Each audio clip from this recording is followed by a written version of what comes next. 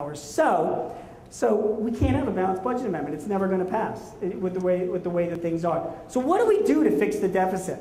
Well, actually, we could get some help. And that help could come from a very, very unlikely place. And that unlikely place is Canada.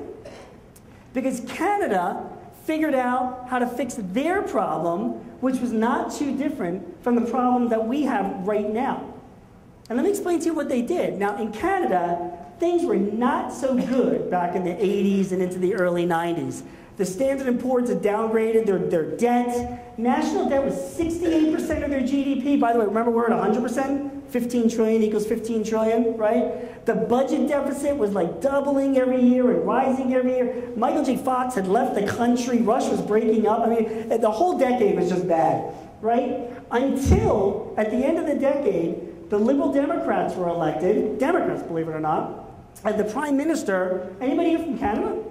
Jean Chrétien, hopefully I'm pronouncing his name right, it's not Cretin, came aboard, and the Canadian government passed a deficit reduction program that said for every spending cuts to tax hikes, there would be a ratio of 7 to 1.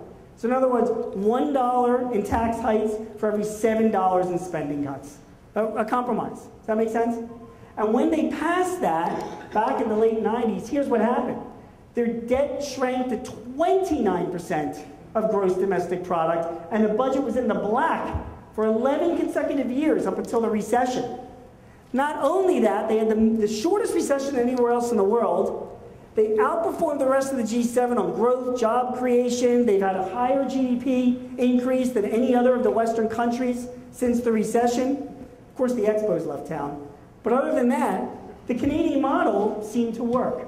So right now, in Washington and among pundits, when they're looking at how to fix the deficit, this is one of the models that are being considered. Why do we care? I mean, okay, so that's the deficit. It's all going on. 15 trillion, 30 trillion, 44 trillion. Who gives? I mean, I'm running a business here. I'm in Wheeling. I'm selling whatever I'm selling. What do I care? Well, we do.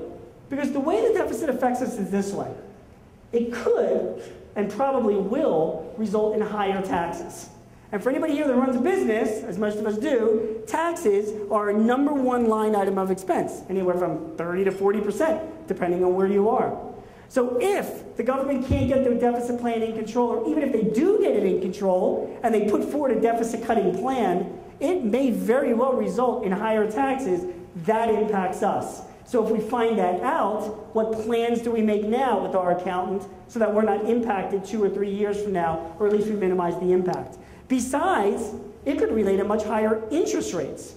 Right now, and this is Paul Krugman's argument, is that the national debt, it's 15 trillion, oh my God, it's so high compared to GDP, but interest rates are like at an all-time low. And investors are still flocking after US Treasuries.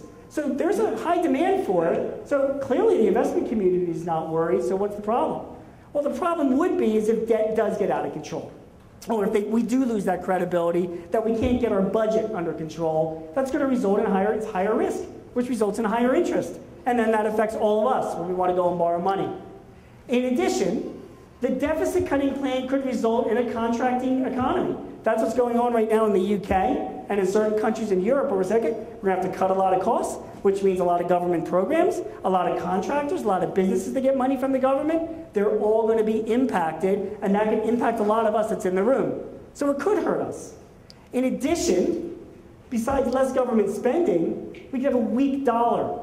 Because if we don't get our budget under control and the deficits still spiral higher and higher, that impacts the value of our currency. So if we're buying goods overseas, things become a lot more expensive. Oh, and finally, there's political turbulence, people running in the streets, like at the last scene of Animal House, and topless, and like tearing down the banner and all of that. So this is how the deficit impacts our business.